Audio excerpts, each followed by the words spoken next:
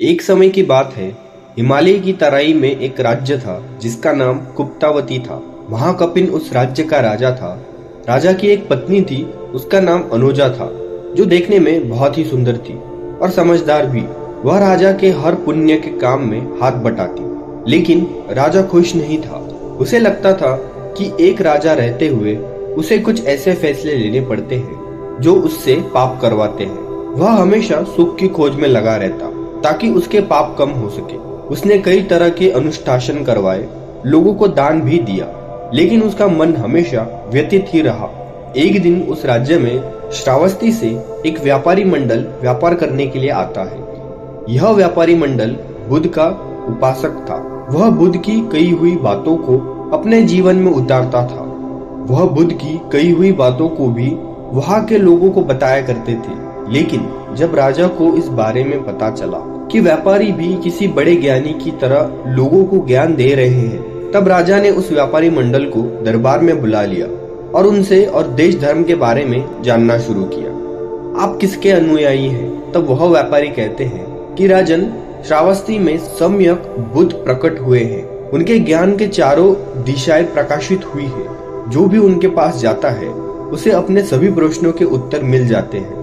हम जो कुछ भी यहाँ बता रहे हैं वह सभी बातें बुद्ध की कही हुई है। बुद्ध का एक संघ है जो बुद्ध के द्वारा सभी के लिए खुले हुए हैं। जो भी स्वयं को जानना चाहता है, सत्य को पहचानना चाहता है, वह उनके संघ में शामिल हो सकता है। उन्होंने हम जैसे संसारियों को सुख का रास्ता दिखाया है।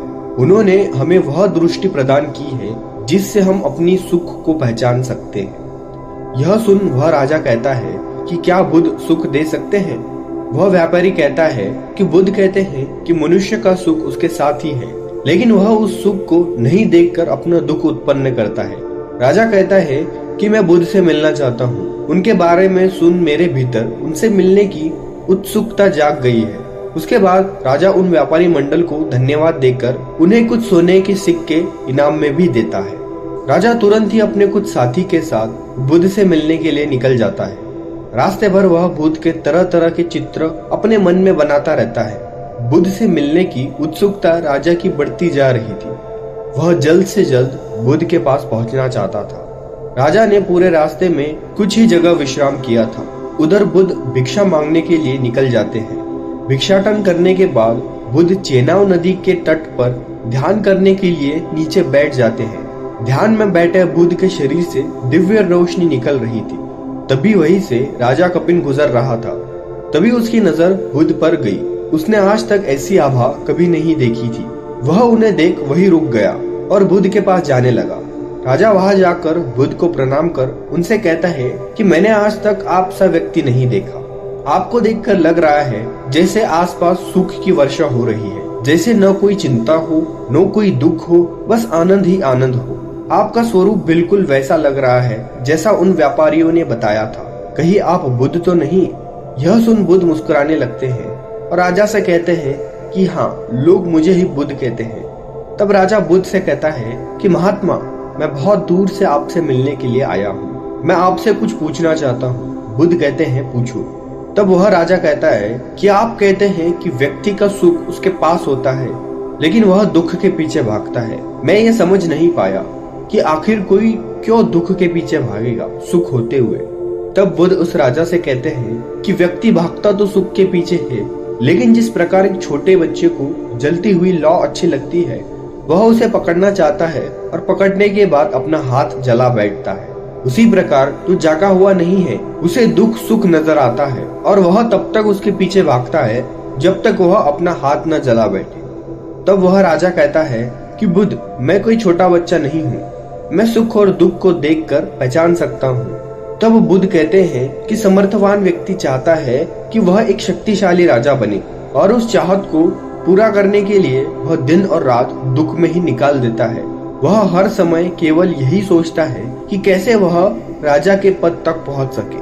वहां पहुंचने में उसे अपना सुख नजर आता है, लेकिन वह उस सुख को नहीं देख पाता जो उसे मिला हुआ है। वह यह नहीं देखता कि वह स्वस्थ है और सामर्थ्यवान भी है। यह सुख उसके साथ है, लेकिन वह इसका आनंद नहीं ले सकता क्योंकि वह तो अपना सुख उसमें ढूंढ रहा है जो उसके पास है ही नहीं। जो व्यक्ति राजा है तो उसका सुख यह है कि उसको मौका मिला है कि वह एक बहुत बड़ी समुदाय का, उसकी जो प्रजा है उसका वो एक साथ ध्यान रख सकता है, उनकी सेवा कर सकता है, उनके आंसू पोंछ सकता है, उनके चेहरे पर खुशियां ला सकता है। लेकिन राजा और बड़ा राजा होना चाहता है, सम्राट होना चाहता है, दूसरे राज्यों को जीतना चाहता है। जो उसे मिला है उसका उस पर ध्यान नहीं है, बल्कि जो नहीं है उसके पीछे भाग रहा है, और यही उसके दुख का कारण होता है। बुद्ध राजा कपिन से कहते हैं कि राजन, तुम भी तो सुख के पीछे भाग रहे हो। सुख के पीछे भागना ही तो तुम्हारे दुख का कारण है। तुम अपने सुख को देख नहीं पा रहे हो। राजा ने यह सुन अपनी आंखें खुल गई, उसकी सारी शंकाएं दूर हो गई। वह तुरंत बुद्ध के चरणों में गिर गया और बुद्ध से प्रवज्जय के लिए प्रार्थना की। बुद्ध ने राजा को उठाया और उसे प्रवज्जया की अनुमति दे दी। राजा प्रवज्जित हो गया, उसके साथ उसके अनुचर भी प्रवज्जित हो गए।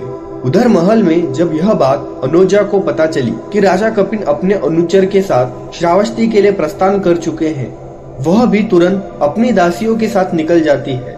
वह भी बुद्ध के दर्शन हेतु बेहद उत्सुक होती है। वह भी चेनाब नदी के तट पर पहुंचती है और बुद्ध के भव्य रूप को देखकर सभी दासियां सहित रानी भी प्रवज्जित हो गई।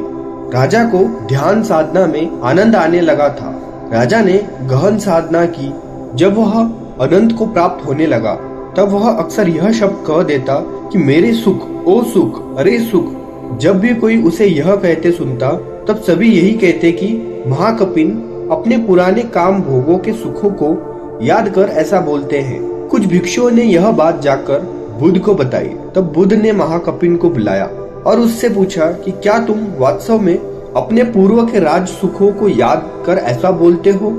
तब महाकपिन कहते हैं कि हाँ, आप तो मेरे दिल की हर बात जानते हैं। आप यह भी जानते हैं कि मैं ऐसा क्यों कह रहा हूँ। तब बुद्ध ने अन्य भिक्षुओं को संबोधित करते हुए कहा कि मेरा पुत्र अपने पुराने राग सुखों को याद करके ऐसा नहीं बोलता, बल्कि उसके भीतर जो धर्म के रस का उदय हुआ है उसके आधार पर वह अपने सुख को देखकर कहता है। हम सभी लोग जन्म होने से लेकर दौड़ना शुरू करते हैं। वह हमारी दौड़ जारी रहती है, वह कभी नहीं रुकती है। हम केवल आगे देखते हैं, अपने आसपास देखते ही नहीं। यह देखते ही नहीं कि हमें मिला क्या है, हमारे पास क्या नहीं है। जो नहीं है उसको पाने की इच्छा को रखना गलत नहीं है, लेकिन जो मिला है उसे अनदेखा करना गलत हो जाता है। और जैसे ही हम अपने वर्तमान से हटकर भविष्य की दौड़ लगाते हैं तो दौड़ लगाते रह जाते हैं, क्योंकि भविष्य हमेशा भविष्य में ही रहता है, वह कभी वर्तमान में नहीं आ सकता है। बुद्ध यह भी नहीं कहते कि आप अपने भविष्य के लिए तैयार मत हो। इतना चाहते हैं कि आप जो कुछ भी करें वर्तमान में करें, उसके बाद भविष्य तो आपका स्वयं ही बदल जाएगा। बुद्ध तो आपसे चाहते हैं कि आप जागरूक हो, तभी आप सही फैसले ले पाएंगे, अपने किए हुए कार्य को महसूस कर सकेंगे। अभी तो आप अपने जीवन के निकलने वाले समय को भी महसूस नहीं करते और भविष्य की रचना कर लेते हैं, और उस भविष्य को पाने के लिए हम सब कुछ करते हैं, चाहे वह सही हो या गलत। बुद्ध चाहते हैं कि आप इतनी समझ पैदा करें कि आप सही और गलत को समझ सके। यह समझ सके कि वर्तमान को बनाने से भविष्य बनता है, भविष्य को बनाने से वर्तमान नहीं।